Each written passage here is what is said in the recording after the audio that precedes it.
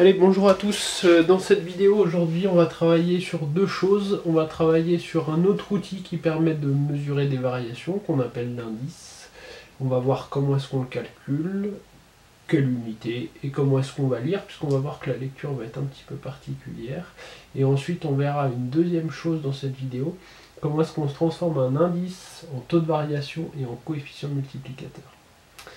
Allez, c'est parti. Donc l'indice, c'est une autre manière de calculer une variation de deux choses entre deux dates.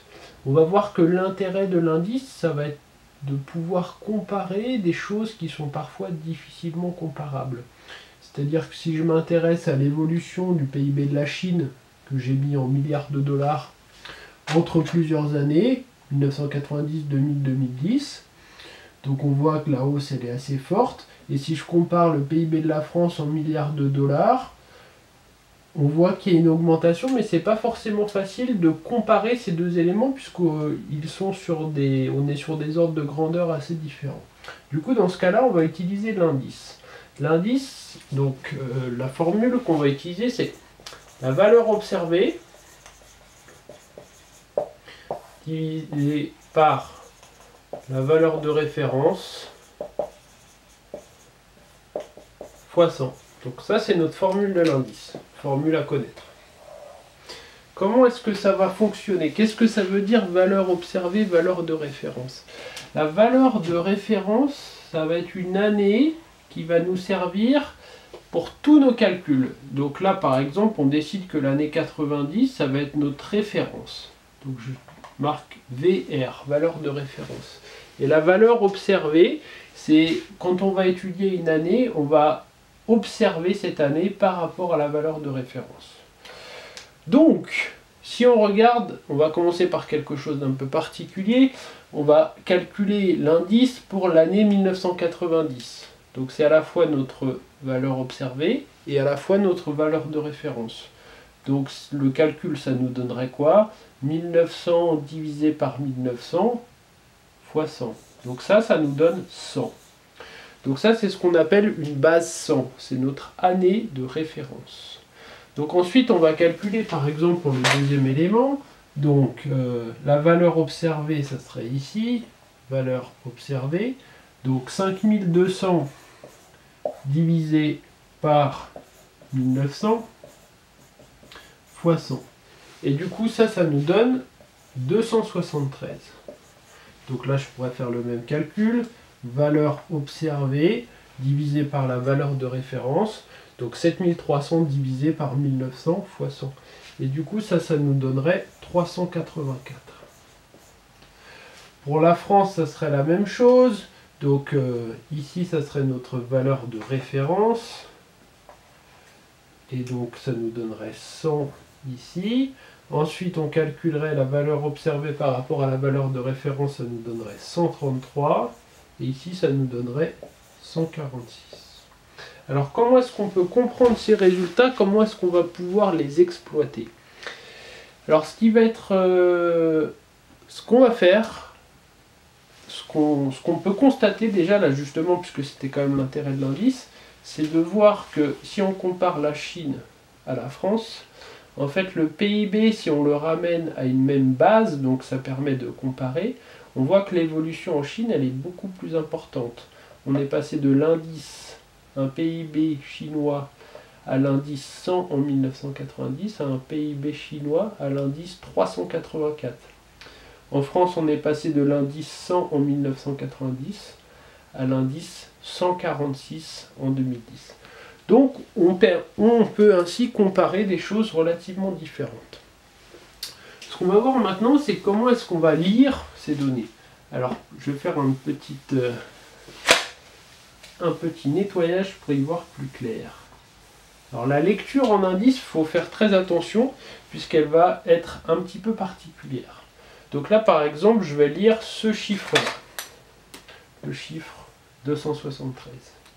Donc, comment ça se lit un indice? De quoi est-ce qu'on parle? Le PIB de la Chine. Donc, le PIB de la Chine.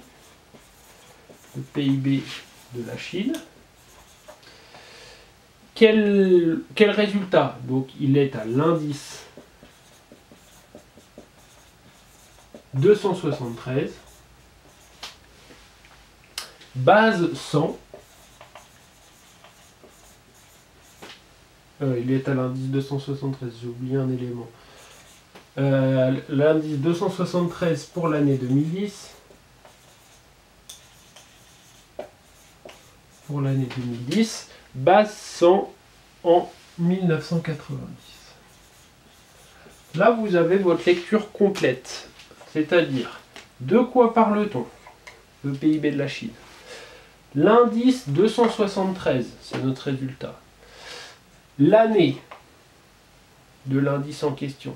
Et surtout, ça c'est très important, notre référence, c'est-à-dire notre base 100 et à quelle année, en quelle année cette base 100 elle fait référence.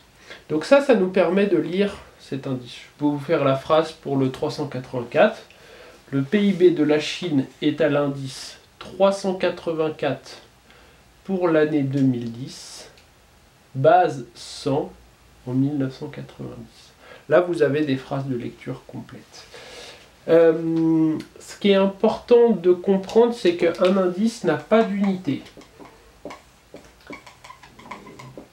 C'est-à-dire que c'est pas à l'indice 273% ou à l'indice je sais pas quoi, donc c'est à l'indice 273.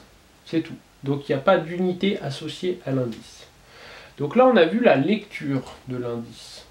Donc on va ensuite voir une autre chose, c'est-à-dire que cet indice, on va facilement pouvoir l'interpréter et le transformer.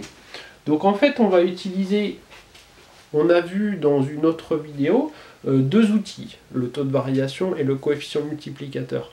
En fait on va voir que cet indice, on peut le transformer facilement en coefficient multiplicateur ou en taux de variation. Donc en fait, on va appliquer la formule suivante. Indice moins 100 égale taux de variation. Donc ça, c'est une première formule. Et une deuxième formule. Indice divisé par 100 égale coefficient multiplicateur. Du coup, on va reprendre notre exemple de la Chine, puis on va voir justement comment on transforme. Si par exemple, on veut transformer le 384, donc si par exemple, je veux transformer le 384 en taux de variation. Donc là, on est sur un calcul extrêmement compliqué. On va faire 384 moins 100, et du coup, ça va nous donner 284. Donc ce chiffre-là, comment est-ce qu'on le comprend ? On le comprend comme un taux de variation. Donc ça veut dire quoi? Ça veut dire que le PIB de la Chine, il a augmenté de 284% entre 1990 et 2010. Vous voyez, j'ai transformé mon indice en taux de variation. Donc ça, maintenant, je le lis comme un taux de variation. Ensuite, je peux faire la même chose, donc transformer un indice en coefficient multiplicateur. Donc là, par exemple, je vais faire 384 divisé par 100. Ça nous fait 3,84. Donc là, désormais, j'ai un coefficient multiplicateur. Qu'est-ce que ça veut dire? Ça veut dire que si je fais une phrase pour interpréter, le PIB de la Chine, il a été multiplié par 3,84 entre l'année 1990 et l'année 2000. Vous voyez, avec ces deux éléments, et là ce qui est intéressant, c'est qu'on n'a pas besoin de calculatrice puisque les calculs sont très simples. Avec ces deux éléments, vous pouvez facilement transformer un indice en taux de variation et en coefficient multiplicateur.